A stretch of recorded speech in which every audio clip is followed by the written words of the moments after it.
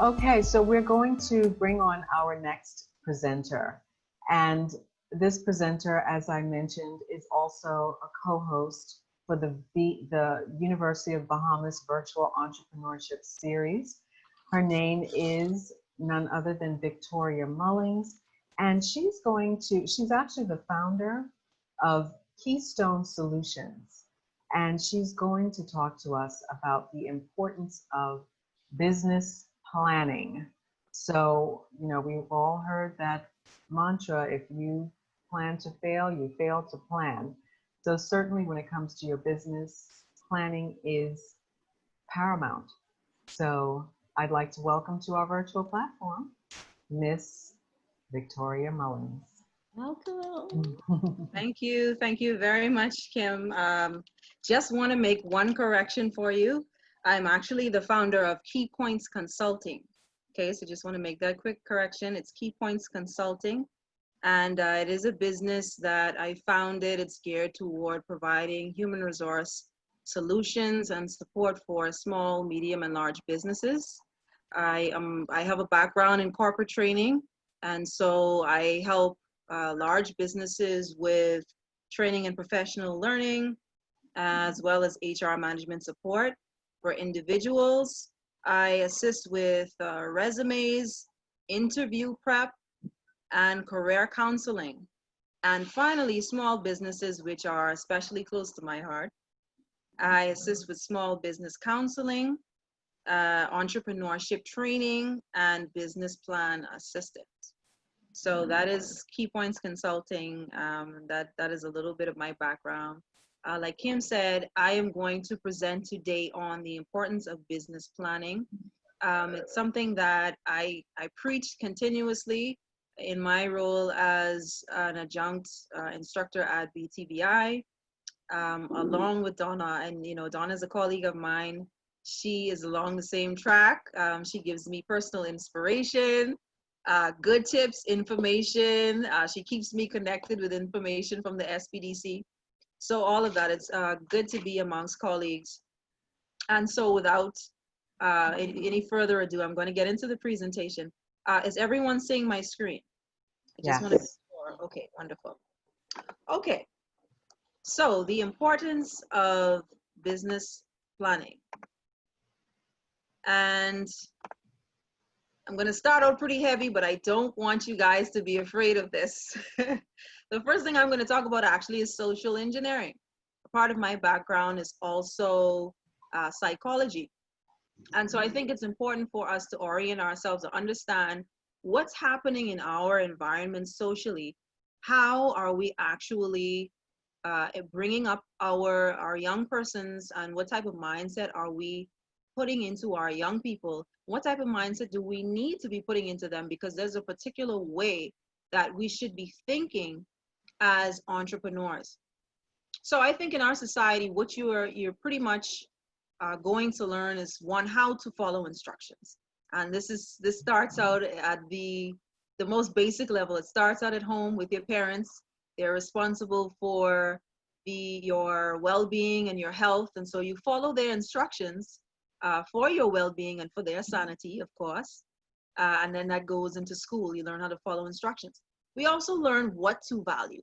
Our society teaches us that, what to value. So what are the symbols that represent success for us? What are the things that we should be looking to attain? My friends and my colleagues, we often talk about a concept called the Bahamian dream. What is the Bahamian dream? I think it's pretty much an extension of the American dream, right? Which is, you go to school, go to college, you get a good education, you graduate, you get a good job, and you get a house, a family, and you work until whichever age, until retirement. And I just want to say that I'm not knocking that. It's an excellent plan, and it has worked for a lot of people. It has, held up our society. It has held up the United States for quite some time. But I think that we are moving into an environment now where we have to explore other things. We have to really take entrepreneurship seriously and teach that as a viable option for a lot of our young people from a younger age. We also teach people how to think, but how to think in terms of morality. So right and wrong, what's right, what's wrong, We do get some political understanding as well as some cultural knowledge. These are the things that we teach. Okay, what we don't often teach people is how to think critically and how to think independently. But as I'm going to explain, that is absolutely important for us to become successful in entrepreneurship. There are ways that you think like an entrepreneur, and this is going to tie into your planning process as an entrepreneur. So the first thing is to think independently, as I said already. Another thing that you're going to realize at some point is that passion is good, but accountability is better. So what do I mean by that? Passion will get you started. Passion will get you along, going on the path, but it will not sustain you. It will only take you to a certain point. And once you get to that point, you will realize accountability is what you need in order to sustain and to be successful in the long run. Okay, and by accountability, I mean that you have to be the type of person who is willing to abide by the policies, the rules, and the procedures that you set out for yourself and you set out for your employees in the business. You have to be willing to lead by example. You also have to understand the difference between a goal and a plan. All right, so there's a movie that I like to watch. I've watched with my nephew. He's older now, but we used to watch these cartoon movies, and one of them is Angry Birds 2. And there's a scene in that movie that I always remember where the leader of the Angry Birds was, he was at a point where he had to devise a plan how he's going to save everyone. And so he called this super secret meeting. And in the meeting, he started to outline the plan. Everyone was looking to him for guidance. And so he says, okay, this is the plan. We're going to break onto this secret island. We're going to get there undetected. We're going to shut down the machine that's causing all of the problems. And then we're going to escape from the island undetected. Okay, so everyone is looking at him and okay. And then there's this one follower that stands out, which is very important because we have to get in the habit of questioning things and questioning plans sometimes so that we can avoid groupthink. But the follower says to him, okay, well, that's not really a plan. How are we going to get to the secret island? How are we going to shut down the machine? How are we going to escape undetected? And so essentially what she was saying to him was, that's not really a plan. The devil is in the details, okay?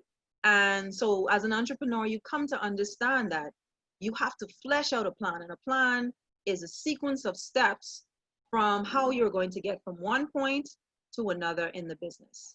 And all throughout my professional development, I basically used this particular concept, which I think is good and it's relevant. It's called SMART goals.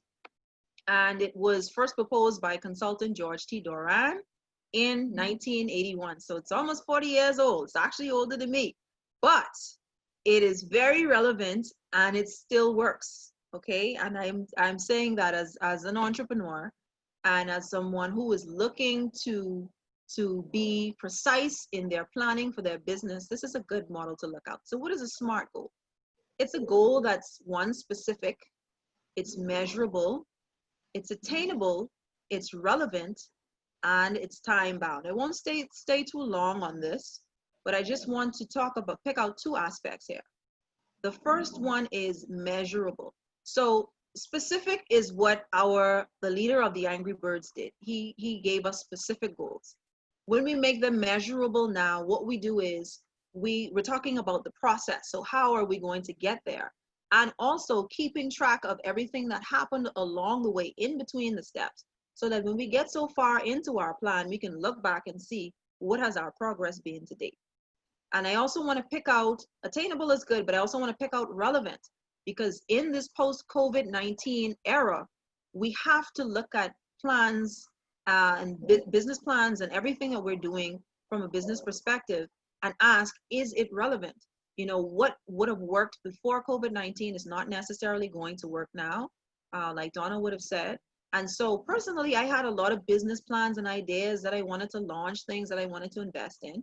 But as we can see, because of the environment, you have to, there's social distancing, there's a cap on the size of social gatherings that you can have. So when you factor these things in, the curfews and all of these things, it really makes certain businesses that you might have been thinking about totally irrelevant.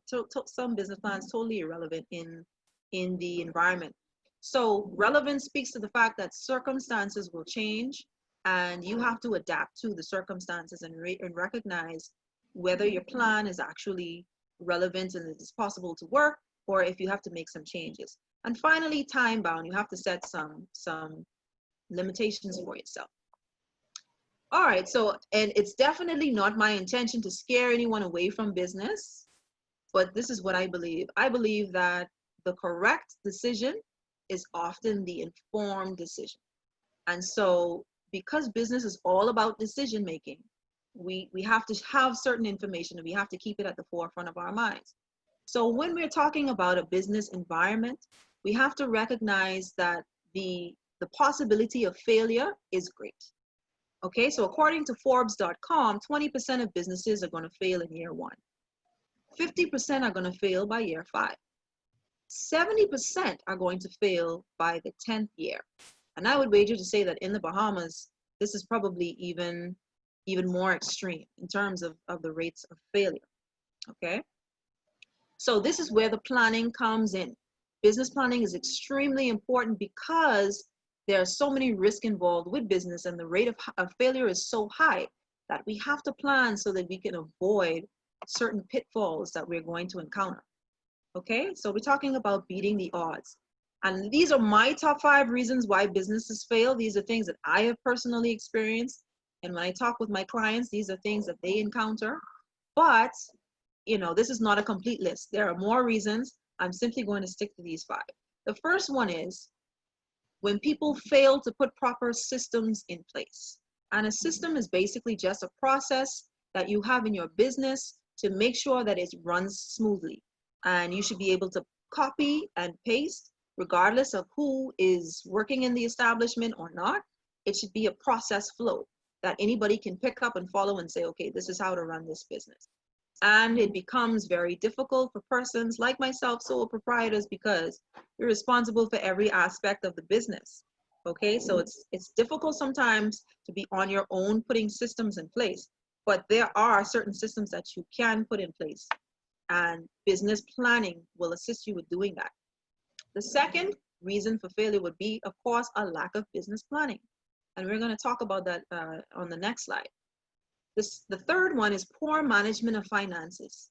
So we have a lot of people who get into business and they don't have the background in finance, so they don't understand what they're supposed to do with the finances of the business. That also ties into number 4, which is a lack of expertise. Again, when you're in a situation where you're running a business by yourself, a lot of times there are going to be things that you know and things that you don't know. And so as an entrepreneur, you have to try to surround yourself with people who have skill sets that you don't have. I would recommend a lot of times to students and even to my potential clients, look at a partnership. It's just as easy to start as a sole proprietorship, but it gives you the benefit of having other persons who can bring their expertise to the table. And at the end of the day, you're filling in gaps. That's the idea. And 5th would be management disagreements. Now, you can disagree about so many things, from the color of paint in the bathroom to, you know, what are we going to do about our complaints procedure for customers. There are so many different things that you can disagree about. And this is why planning is important, because you will discuss so many things upfront that you will avoid some of these disagreements before they even become an issue in the business. All right. So specifically, what are the reasons why you want to prepare a business plan? First and foremost, you want to assess the viability of your business idea. A lot of ideas are really great when you're thinking about them, but when you start to flesh it out and put it on paper and look at the numbers and look at what it's going to require of your time and your resources and the people that you're going to have to bring together, like Donna just said, you have to